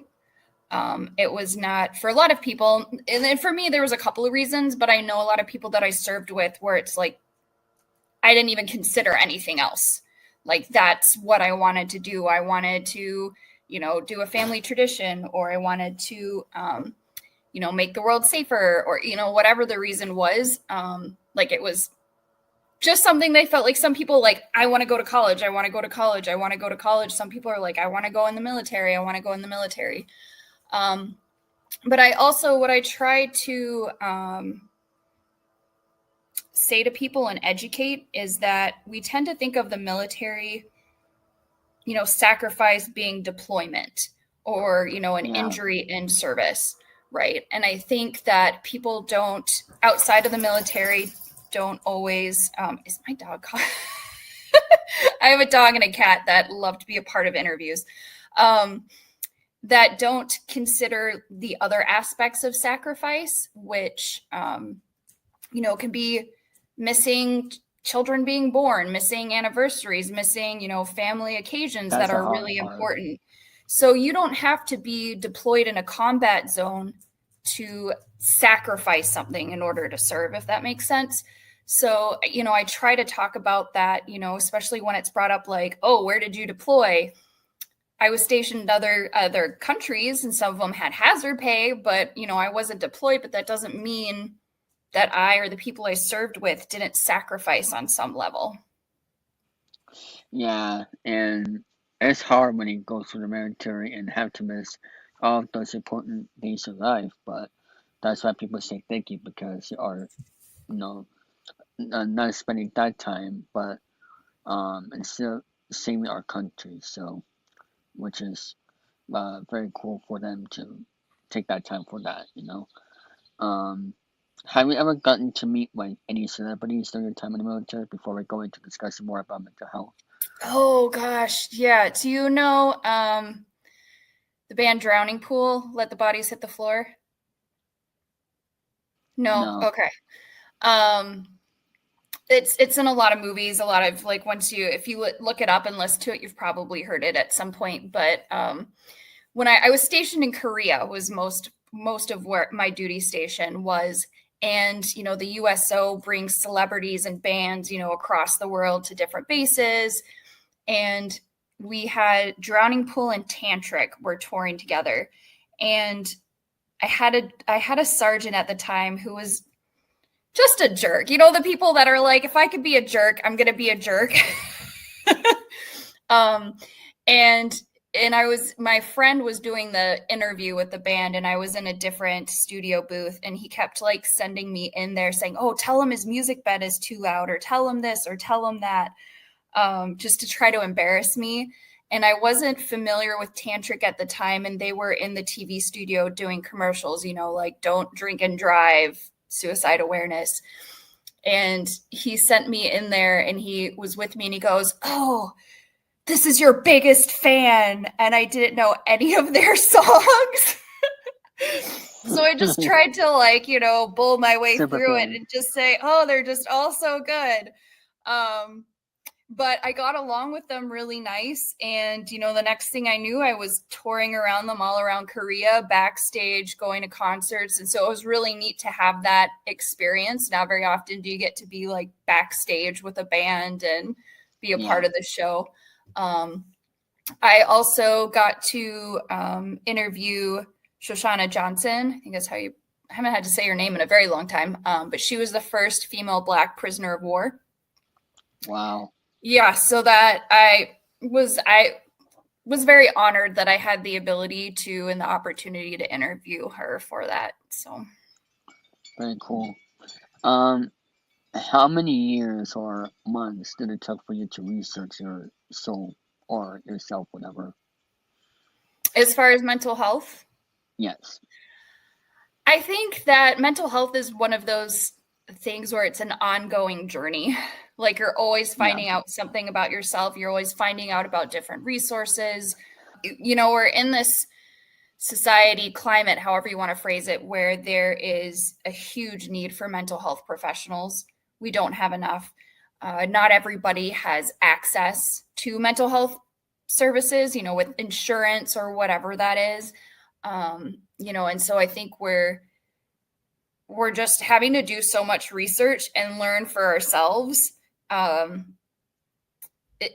It's an ongoing journey. Like that's why we see a lot of right now adults that are realizing that that they have autism. We just didn't have that awareness when we were younger, or we didn't have access to those services. And it's similar with like I said, the PTSD. When I got out of the military, so I'll backtrack. So I was assaulted when I was in the military. They weren't giving out PTSD diagnoses, and sexual assault wasn't a thing. That they diagnosed me as being bipolar and forced me on up to 4 medications at a time. So there was a significant part of my service where I was drugged. I wasn't getting, the mental health care that I needed. Because obviously if I wasn't bipolar, but you're going to treat somebody that's bipolar different than you would treat somebody that has PTSD. And so it wasn't until I got out of the service and I saw a civilian therapist that they're like, you're not bipolar, like you have PTSD. But the problem was just trying to educate therapists. So I bounced around quite a bit because there was just a lot of therapists that would say, oh yeah, you have PTSD from sexual assault, but they didn't understand like the difference. So say, for example, as a civilian, you're assaulted, right? You have somewhat of the freedom to, if financially able to, move, right? You have these options that are available or could be available to you that you don't have in the military, right? You just can't quit your job and go work for a different unit. You can't. It's all about the experience you need. Yeah, and you can't file a claim with the police, right? Unless it's off base with a civilian, like you're in the military and it happened off base with a civilian. You can't file, you don't have those same, if you want to say, liberties, opportunities that you do as a civilian. And so that mental health that PTSD looks very, very different because of how you were treated, what you can and can't do. There's people that I know that I've worked with that are also MST survivors who were discharged. The person that raped them was married and they were kicked out with a dishonorable discharge because having an affair in the military, in the Army, is not allowed. They're ostracized and shunned and ignored to the point where then they have additional mental health issues and they can get other than honorable or dishonorable discharge for the actions that they've taken because of that PTSD. So, and that can affect your benefits. That can affect, going into the civilian world. If you try to get a job, and they know you're a veteran, did you get an honorable discharge? There's so many bigger factors to it. And so it was a lot of almost trying to either balance between treating myself and educating therapists for a really long time. And also when I was out at the time, military sexual assault wasn't really a well-known thing. Not everybody is aware of it now, but it really, really wasn't. What started my speaking out was there's a documentary that I really recommend. It's called The Invisible War. And it is a documentary that takes the statistics from the Department of Defense. So the statistics that they already have on MST in challenging, right, what the military is saying, whether or not this is an issue.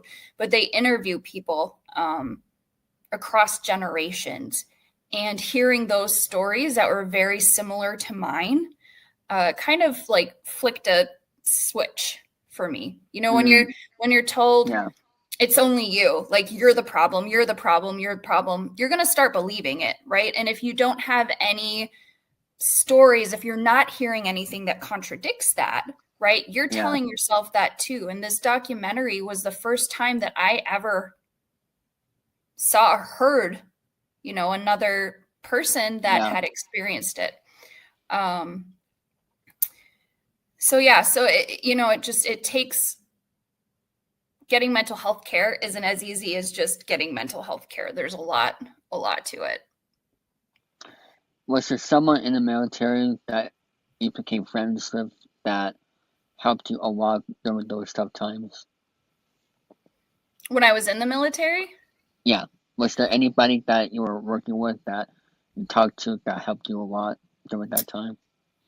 So really the only person that was fully supportive was my sergeant major. And there's quite a few people in between me and that sergeant major, but he had an open door policy. And he was really the only one that believed me, but it was very tricky because there's all these people in the middle, right? It's like going up that chain of command. When I did go talk to him and see him, it caused other issues as well because I was going above the chain of command. But if it wasn't for him, I honestly probably would have died by suicide, like, because I was just hearing it from everywhere. And it wasn't until I filed for compensation. And so when you file for compensation for the VA for an injury, there's oftentimes, especially with PTSD, you have to get called what's called buddy statements. So basically letters of support from people that you served with that can say, yeah, they went through this, like, this is what we saw. And it wasn't until then that I actually had a couple of people reach out to me and were talking about how they really regretted treating me a certain way, but they were so afraid of facing discipline themselves for helping me. Breaking the wall. Mm-hmm.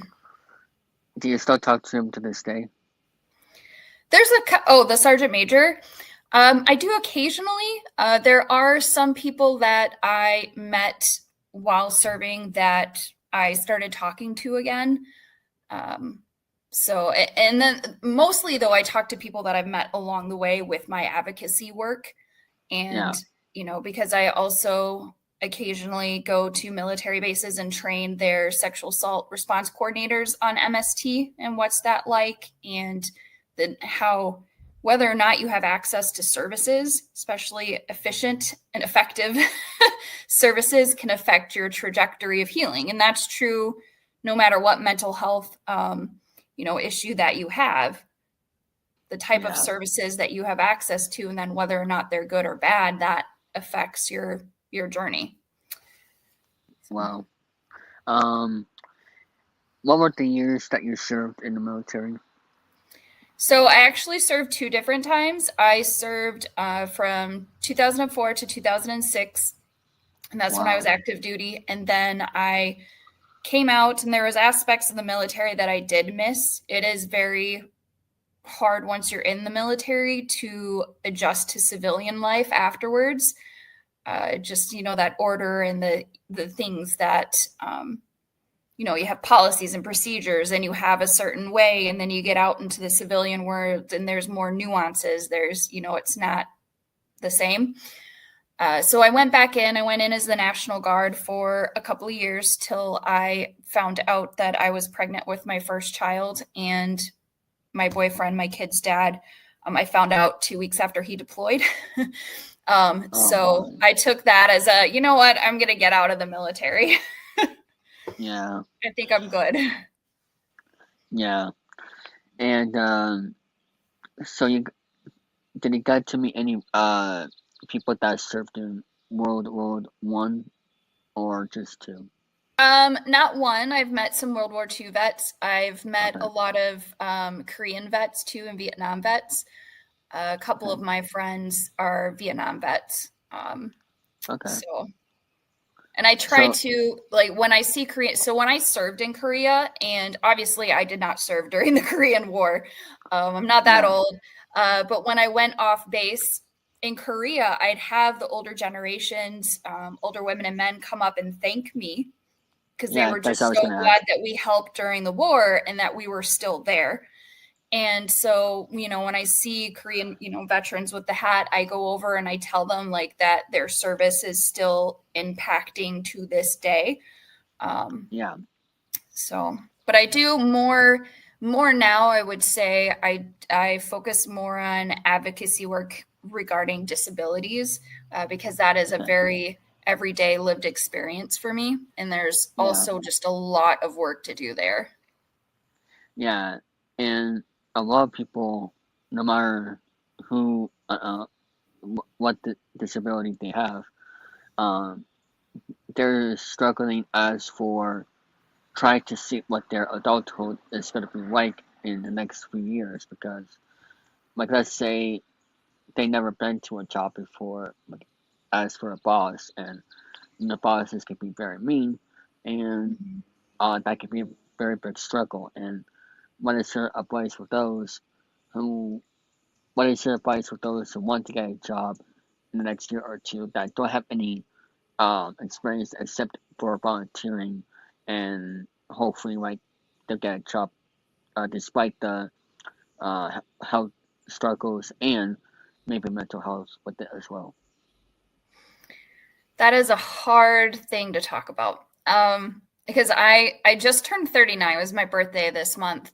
And I've been at my, thank you. I've been at my job, where I work as a reunification specialist for almost a year. And this is the first time that I've been able to maintain a full-time job. And that is primarily because this is the first accessible job that I have ever had. So along with post-traumatic stress, I also have 8 other diagnoses that all are invisible, and a significant amount of them impact me physically. And having invisible disabilities is especially hard because people can't see it. And so it's harder for them to accept it and to understand the accommodations that are needed. And so, with my job, and from the get-go, I probably have, I don't even know how many times I've told my boss, thank you, because so I got shingles when I was 27, which is really young to have shingles, and it caused permanent damage to my autonomic system. So it damaged my body's ability to regulate temperature. I haven't sweat since in 10 plus years at all under any circumstance. My body can't regulate blood pressure and heart rate when I change positions.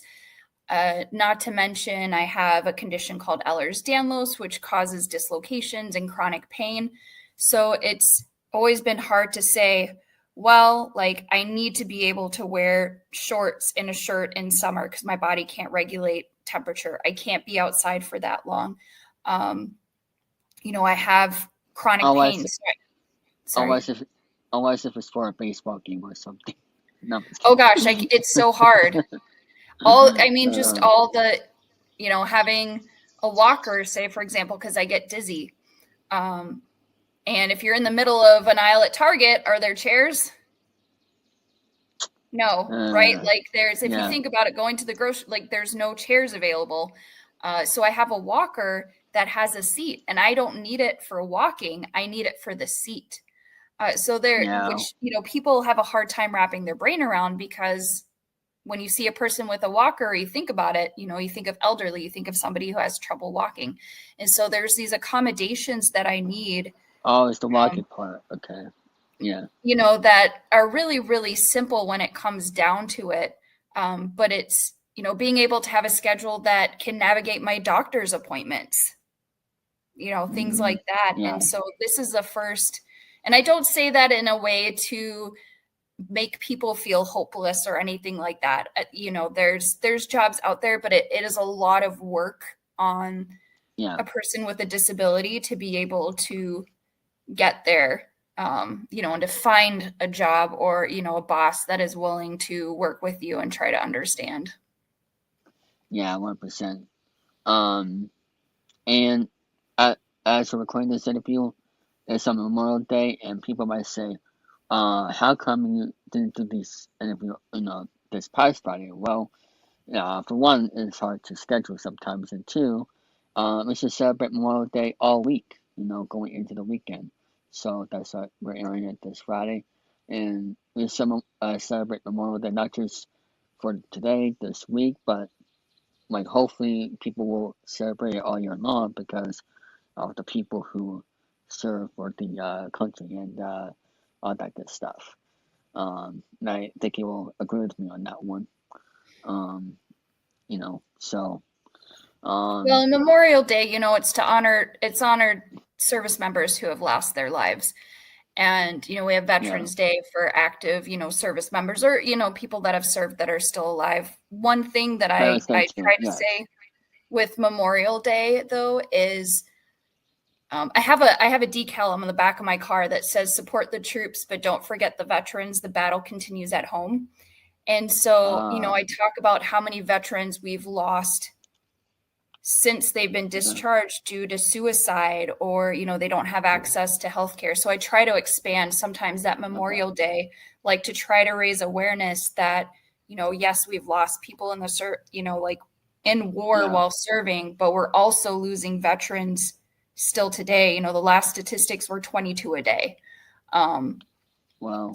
So, and I think it's interesting how we talk about celebrating Memorial Day, but most of the people that I know celebrate Memorial Day by barbecues, or the people that I've seen.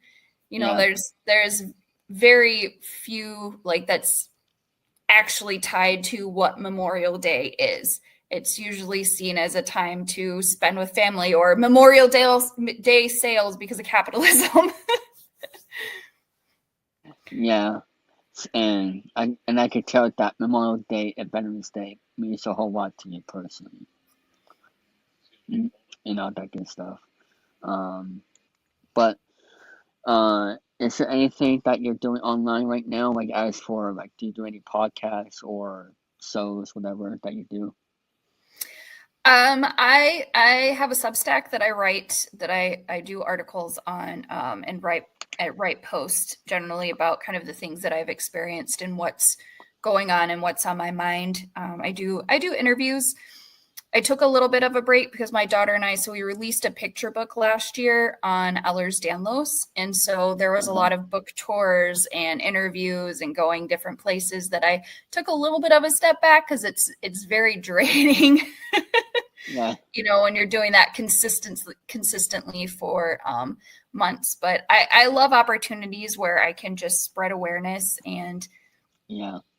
you know, even if one person listens or reads and realizes like they're actually not alone, because you have people that tell you that all the time, like, oh, you're not alone, and you're not alone, but you don't always hear or talk to those people that are having those same or similar experiences. Yeah, 100%. And where can they find you on social media? Pey Carter author is where you can find me on all the things. Okay. Facebook, TikTok. All right. That'll be it for this interview, and thank you all for watching. That will be it for this episode of 3000 Hangouts, and I will see you all next week where we interview Eric Anderson. So stay tuned for that. And next week is the beginning of National Game Show Month. We'll be having nothing but game show interviews and more to celebrate game show culture. So that'll be starting next month. And with that, have a great rest of your weekend. Thank you all for watching.